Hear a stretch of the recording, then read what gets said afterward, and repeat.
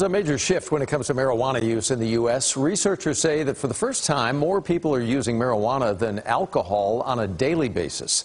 Data from the U.S. National Survey on Drug Use and Health shows that in 2022, more than 17 million people reported using the drug daily, compared to more than 14 million people who said they drank just about one drink a day, or just about every day. Marijuana has become more mainstream. Nearly half the United States has moved to legalize the drug, and President Biden also recently commented on marijuana use on social media.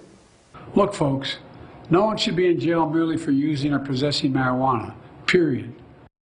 Marijuana is another step closer to being reclassified as a less dangerous drug. We have already told you about the Biden administration's proposal to move the drug from a Schedule I drug to what would be a Schedule III drug.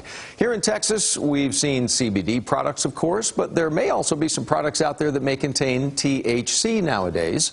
Our media partners at Texas Monthly taking a closer look at this in a brand new article, and as such, we have Taylor Pruitt with us tonight, joining us for a little in-depth discussion on these products that I just mentioned, Taylor, regarding the THC. Can you explain how this is even possible, even though marijuana is illegal technically for recreational use right now in the state of Texas?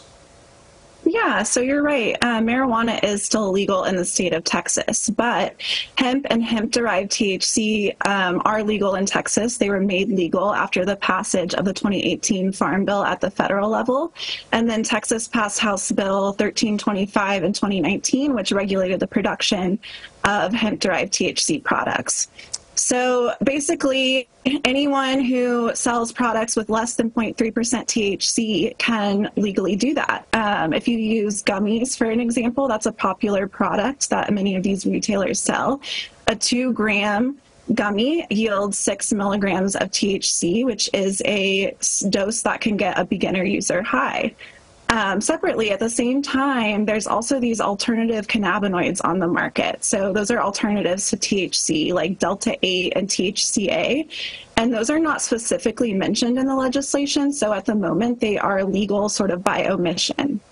Interesting. This clearly has captured the attention of Texas politicians. Talk to us about what we could see maybe in the next legislative session. Do you have any clues as to what may be around the corner? Yeah, so Lieutenant Governor Dan Patrick released his prospectus for the next session next year a month or so ago, and he signaled to lawmakers his desire to ban both Delta-8 and hemp-derived THC products. He's asked lawmakers to examine the sale of these products and also to target retailers who are targeting children in the sale of these products. So right now, there isn't any meaningful regulation of the products. So lawmakers could also look at regulating those products more stringently, but Patrick's language and his perspective calls pretty much for an outright ban.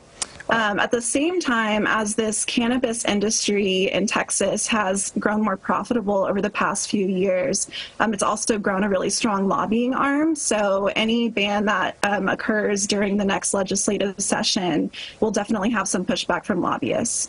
The other avenue really to discuss would be the medical use when it comes to marijuana here in the state of Texas. There is what is called the Compassionate Use Act. Can you detail that for us, especially for anybody who may be new to Texas and would like to know more about that? Absolutely. The Compassionate Use Act actually predates the hemp legislation. So it was passed in 2015, and it makes marijuana, so a cannabis plant that has more than 0.3% THC, legal for certain qualifying conditions. The original qualifying condition when it was passed in 2015 was epilepsy, but since then the act has been expanded in 2019 to include conditions like Parkinson's, cancer, Alzheimer's, and again, it was expanded in 2021 to include conditions like Huntington's, autism, and PTSD. So today, there are about 150 different conditions that Texans can qualify for to access this medical marijuana, and there's about 73,000 Texans who are currently enrolled, but there are millions of Texans who might actually qualify and just haven't looked into this program or haven't heard about it yet. Yeah.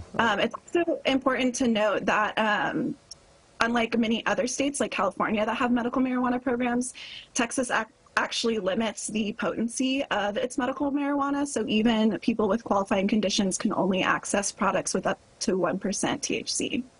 Dropping some big knowledge on the THC side and medical marijuana and more. Taylor, thank you so very much. It's Taylor Pruitt. You can read the full article if you've got some interest there. It's at texasmonthly.com.